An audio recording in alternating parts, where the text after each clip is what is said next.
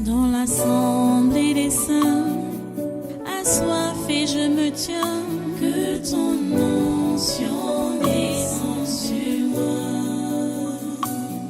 Conscient que mon destin est dans le creux de ta main, que ton onction descende sur moi. Je suis disposé, assoiffé, que ton onction descende sur moi. Je suis disposé, assoiffé, que ton onction descende sur moi.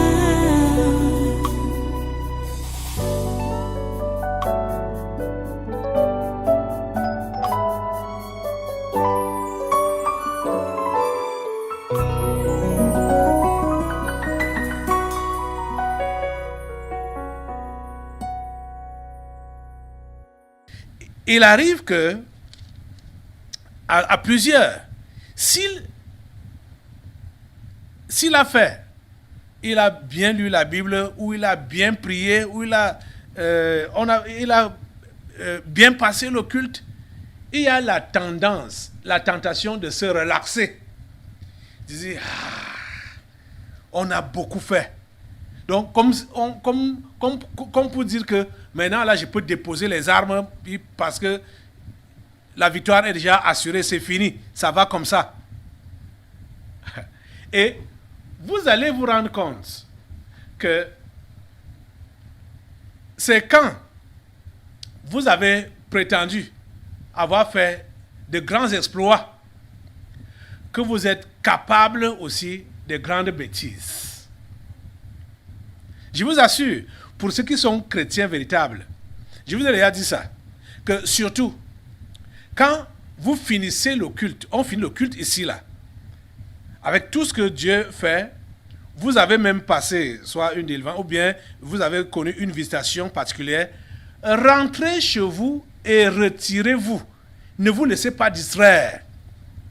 Parce que quand vous avez fait un grand exploit, bon, on peut dire comme ça, un grand exploit, il y a des grandes contre-attaques qui vont venir. Comprenez ça? Et vous allez vous rendre compte que plusieurs de ceux-là qui étaient des enfants de Dieu, des serviteurs de Dieu, ils ont chuté. Ils ont connu une chute libre quand ils étaient déjà presque au sommet. Ou bien quand ils se sont vus au sommet. Ou bien quand Dieu a commencé à faire des choses extraordinaires par eux. Vous allez, soit ils vont chuter lamentablement, ou alors un truc bizarre va se passer dans leur vie. C'est ça qu'on appelle les aiguillons. Et c'est mieux que les aiguillons t'atteignent au lieu que tu chutes. Parce que vous savez, l'apôtre Paul a été utilisé par Dieu merveilleusement. Les tissus qui touchaient son corps suffisaient. Les gens partaient à son insu, toucher son corps, frotter leurs habits sur le corps de Paul, et ils partaient avec ça, poser ça sur leurs malades ou sur leurs possédés à la maison. Les démons sortaient, les maladies guérissaient. Mais vous voyez, Paul lui-même dit, pour ne pas s'enorgueillir avec tout ce que Dieu a fait avec lui, avec tout ce que Dieu lui a montré, tout ce qu'il a vu, Dieu a mis sur son corps une écharde. Et il a demandé à Dieu de l'enlever 3 fois. Mais Dieu lui a dit, ma grâce te suffit. Dieu lui a dit, tu vas faire avec. Et vous voyez également le texte qu'on a lu dans Luc 10. Quand les disciples sont rentrés, les 70, ils sont rentrés. Ils étaient tout joyeux, tout contents. Pourquoi? Parce qu'ils ont fait les miracles au nom de Jésus. Ils ont guéri les gens au nom de Jésus. Ils ont chassé les démons au nom de Jésus. Ils étaient contents. Jésus a compris que ces gens, ils risquent de se relaxer. Hein? C'est-à-dire de tomber dans l'aisance. Pour dire, oh vraiment, nous sommes déjà très hauts, nous sommes déjà très puissants. Les démons même nous sont soumis. Dès qu'on dit au nom de Jésus, hein, ils s'inclinent. Jésus leur dit, ce n'est pas ça qui doit faire votre joie. Ce qui doit faire votre joie, c'est que vos noms sont écrits dans les cieux. Donc, qu'est-ce que je suis en train de dire? Je suis en train de dire que quand on reçoit les promesses, ou quand on reçoit des visitations extraordinaires de la part de Dieu, il y a la tendance de pouvoir baisser les bras. Il y a la tendance de pouvoir se relaxer, se reposer. Et quand cela arrive, pour ceux qui ont donc eu la tendance de se relaxer, beaucoup peuvent chuter. Beaucoup peuvent chuter. Et en chutant de cette façon, ce que Dieu a même prévu faire va s'arrêter là. Ça va s'arrêter, ça ne va plus continuer. La promesse qu'il a eu à faire ne va plus se réaliser. Pourquoi? Parce que la personne a chuté. La personne a baissé. Vous voyez? C'est pourquoi Dieu dit donc que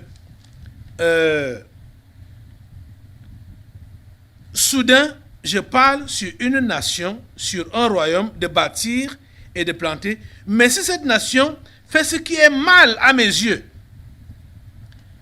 Dieu, quand je dis, vous comprenez ce que Dieu dit là, ce qui est mal à ses yeux. Dieu n'a jamais demandé à ses enfants de s'arrêter, alors que la course est devant eux, alors que le travail est devant eux. Dieu n'a jamais demandé à ses enfants de croiser les bras. Dieu n'a jamais demandé à ses enfants de penser qu'ils sont arrivés tant qu'ils sont encore sur cette terre. On n'est pas encore arrivé, on n'a encore rien fait. Vous êtes en train de comprendre ça? Donc, quand tu t'arrêtes, alors que tu dois continuer ta course, tu es en train de faire ce qui est mal aux yeux de Dieu. Et ce qu'il a promis faire avec ta vie ou dans ta vie ne peut plus se réaliser. Pourquoi? Parce que tu t'es arrêté. Tu as fait ce qui est mal à ses yeux. Parce que plusieurs, quand on parle de ce qui est mal aux yeux de Dieu, ils vont seulement penser soit à l'adultère, à la fornication, au vol, au mensonge, au péché grossier. Là, ils vont penser à ça, sans savoir que le fait de se relâcher dans son travail, dans le travail de Dieu, c'est mal faire. C'est très mal faire. Le fait de se reposer alors qu'il y a affaire pour Dieu, c'est mal faire. C'est de ça que je vous ai parlé tous ces derniers temps, que nous n'avons pas droit à la relaxation. Nous n'avons pas de droit au repos.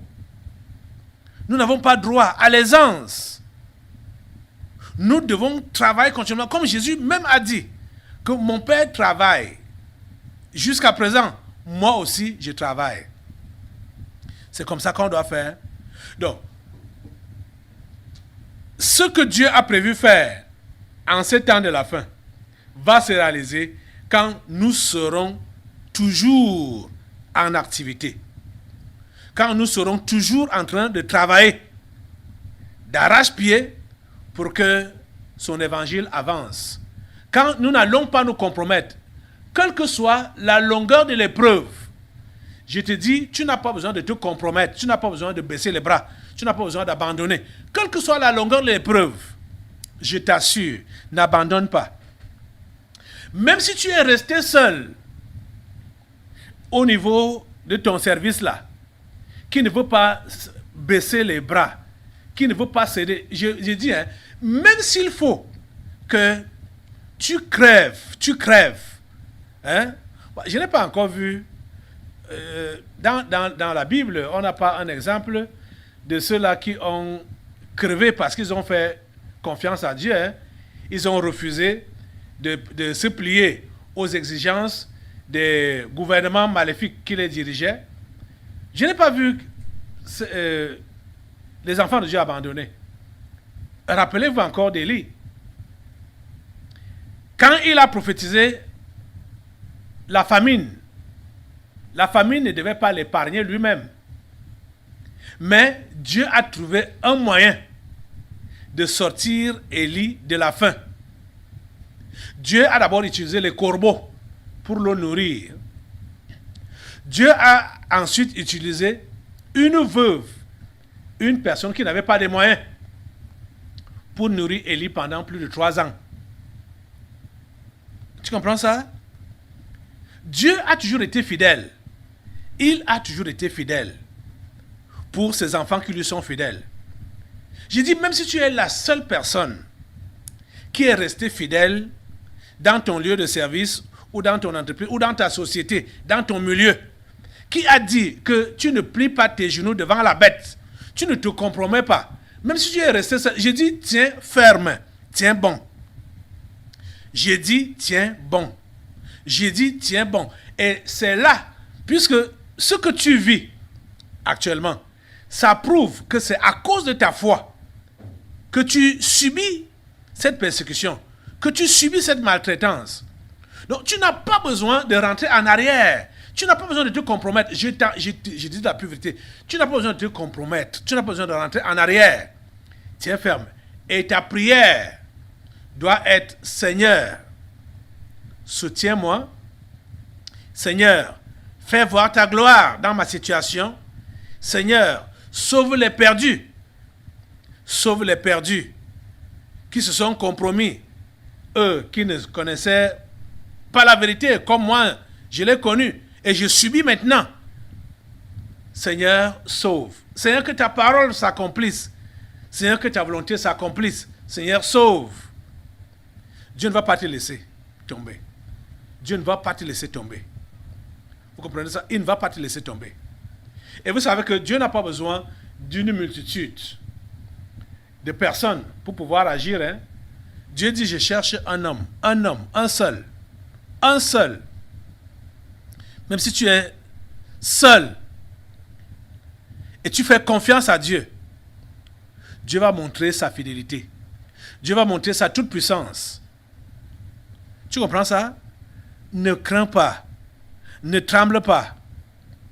C'est pourquoi je vous demande aussi, vous autres qui êtes encore libres de vos mouvements, libres d'exercer votre fonction, de faire votre travail, malgré toutes les menaces, malgré toutes les intimidations, vous devez prier pour ceux qui sont déjà privés de leurs activités. Vous devez prier pour tous ceux-là qui sont dans le combat, qui sont au front là, pour que Dieu les soutienne. Que Dieu les soutienne. Pour qu'ils ne baissent pas leurs genoux, ils ne fléchissent pas leurs genoux devant la bête. C'est de ça qu'il est question, les amis. Les temps-ci, c'est le temps de la fin. C'est le temps de la fin. Oh mon Dieu, ta grâce, soutiens tes enfants. Soutiens tes enfants. C'est quand Dieu verra que nous n'avons pas fléchi le genou et nous n'avons pas fait ce qui est mal à ses yeux. C'est là qu'il va nous montrer qu'il avait déjà agi depuis longtemps. Il avait déjà neutralisé ces gens depuis longtemps. Et nous allons seulement rentrer pour récolter. Vous êtes en train de comprendre ça? Ne vous fatiguez pas. Ne baissez pas les bras. Il y a plusieurs parmi vous.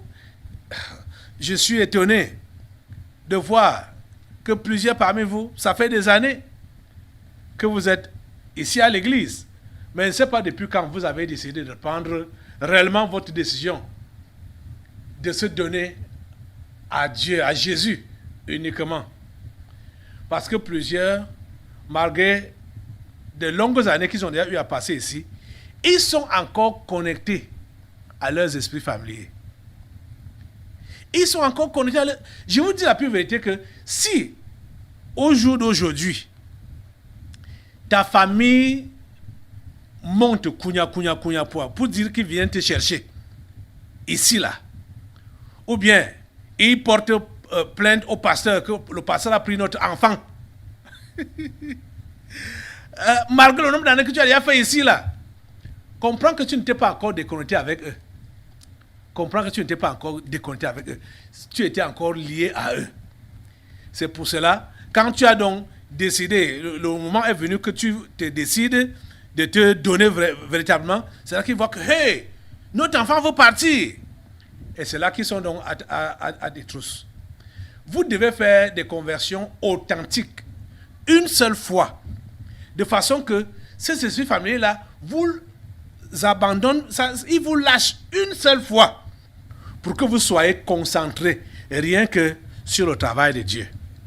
Vous voyez, que vous n'ayez plus de soucis à regarder derrière, oh ma famille, oh mes amis, oh mes relations, oh ceci, oh cela. Non. Vous comprenez? Déconnectez-vous une seule fois. Faire ce qui est mal aux yeux de Dieu, c'est ne pas appliquer sa parole, ne pas appliquer ses recommandations. C'est de ça qu'il est question. J'ai dit que je ne serai pas long aujourd'hui. Je vais juste introduire parce que nous avons 4 jours devant nous et nous avons le culte de dimanche qui n'a pas été complètement achevé à cause des délivrances et des esprits que j'ai mis en cage qui doivent d'abord sortir en priorité pour pouvoir libérer ces gens-là. Ça n'a pas été vraiment possible dimanche. Je crois que Dieu va nous accorder la grâce aujourd'hui pour que nous puissions en finir avec ça. Et nous allons continuer demain, après-demain et dimanche dans ce sens. Je vous demande de relire Jérémie 18, versets 1 à 10 et Deutéronome chapitre 28. Dieu nous a fait des promesses. Dieu nous a fait des promesses.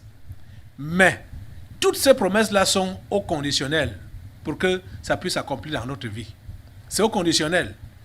Ce n'est pas d'office que dès que c'est fait là, on entre en possession alors qu'on n'a rien fait, alors qu'on a croisé les bras, ou alors qu'on s'est détourné des voies de Dieu. C'est au conditionnel. C'est ça que vous allez voir dans Deutéronome 28. Vous comprenez? Et c'est ça que Dieu dit également ici, dans Jérémie donc 18, que « Et soudain je parle sur une nation, sur un royaume, de bâtir et de planter, mais si cette nation fait ce qui est mal à mes yeux et n'écoute pas ma voix, je me repens du bien que j'avais eu l'intention de lui faire. » Et vous comprenez, quand on parle de nation ou d'un royaume, ça commence par une personne, ça commence par un individu. Donc quand Dieu parle de royaume, de nation, machin, ne regardez pas le Cameroun, la nation entière, que tout le monde va écouter Dieu, tout le monde va... Non, c'est de toi qu'il est question. Si toi, enfant de Dieu, tu écoutes ce que Dieu te dit, Dieu te donne cette nation. Il te la donne.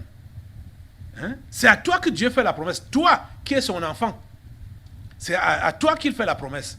Donc c'est toi qui dois chercher à être fidèle, à être accroché à lui, à être fidèle à sa parole, observer ses commandements pour que sa promesse s'accomplisse dans ta vie et dans ta nation. Donc, le Seigneur a promis nous livrer les humains de cette génération.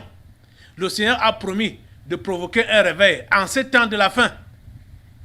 Il faut seulement que toi et moi, nous soyons fidèles à lui, que nous ne puissions pas nous détourner de ses voies. Et il a même déjà démontré par des délivrances, des multiples délivrances. J'évoquais tout à l'heure la délivrance qui a concerné Lucifer en question.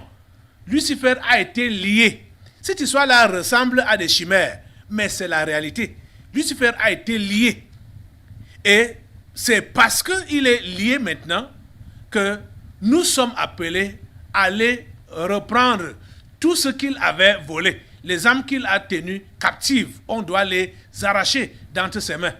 Ce sont ces agents qui se débrouillent, tant bien que mal, à vouloir défendre le terrain. Mais c'est un terrain qui est déjà perdu. Ils ont déjà perdu parce que le chef de guerre, qui était donc Lucifer, a été lié. Les amis, nous devons rester fidèles à Dieu et nous devons sortir pour aller récupérer les enfants de Dieu, récupérer la propriété de Dieu. Vous voyez que les agents de Satan ont donc voulu faire des créatures de Dieu leur propriété en les contrôlant. Vous voyez?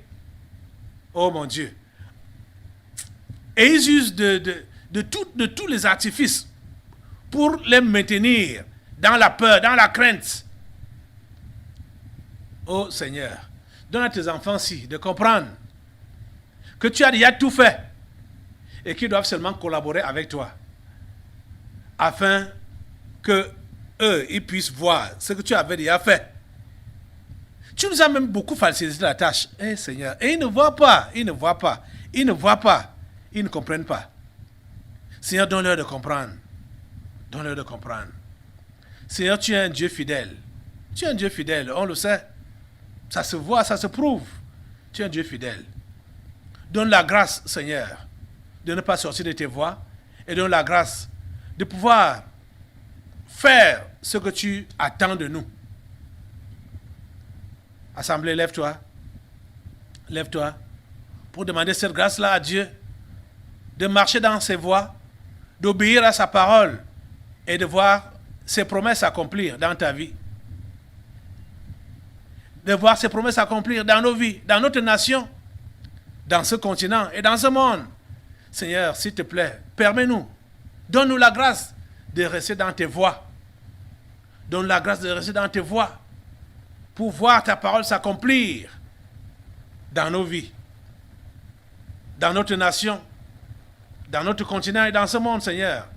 Donne-nous cette grâce, ô Dieu, nous te supplions. Au nom puissant de Jésus. Seigneur, nous sommes à toi.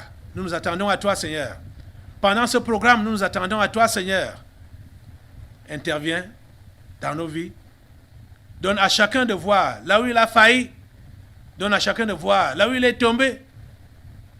Et cette chute-là a ralenti le processus de ton travail. Seigneur, s'il te plaît, donne-nous de voir. Révèle toutes les erreurs, s'il te plaît, que nous avons eu à commettre. Tous les arrêts que nous avons observés. Seigneur, révèle, dévoile-nous cela, Seigneur. Et permets que nous puissions avancer avec toi. Permets que nous puissions nous lever et avancer afin que ce que tu as déjà fait et ce que tu as promis de faire puisse s'accomplir. Ô Dieu, nous sommes à toi. Nos mains sont levées vers toi. Nous nous attendons à toi, Seigneur. Au nom puissant de Jésus, nous avons prié. Amen. Merci, Seigneur. Asseyez-vous dans sa sainte présence. Nous allons bientôt procéder aux délivrances prophétiques. Je vais vous lire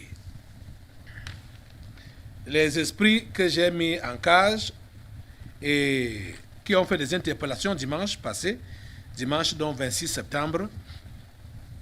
Il y a le doigt accusateur, l'égoïsme, le moi. Voilà ces esprits-là. Il y a également l'esprit de mort, le couloir de la mort. Il y a les esprits de mort et le couloir de la mort. Ces esprits-là ont interpellé, les premiers ont interpellé 30 personnes et le deuxième groupe a interpellé 23 personnes. Ces noms-là sont déjà avec moi ici, ceux-là qui ont été interpellés. On n'a pas pu procéder aux délivrances en ce qui les concernait à cause de ce que j'ai évoqué tout à l'heure là au début. Donc aujourd'hui, nous allons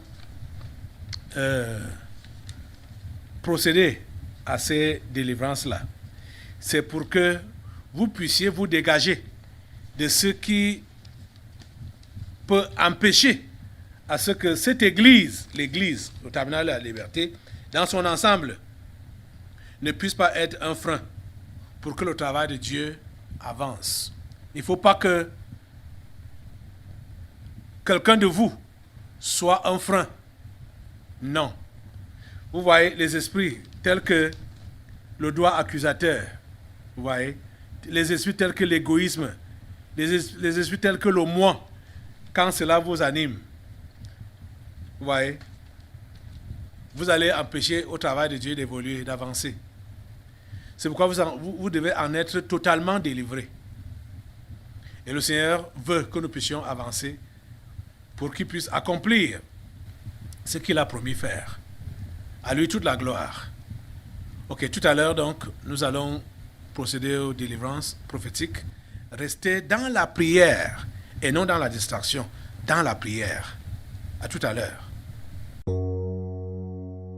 Dans l'assemblée des saints, assoiffé je me tiens, que ton onction descende sur moi.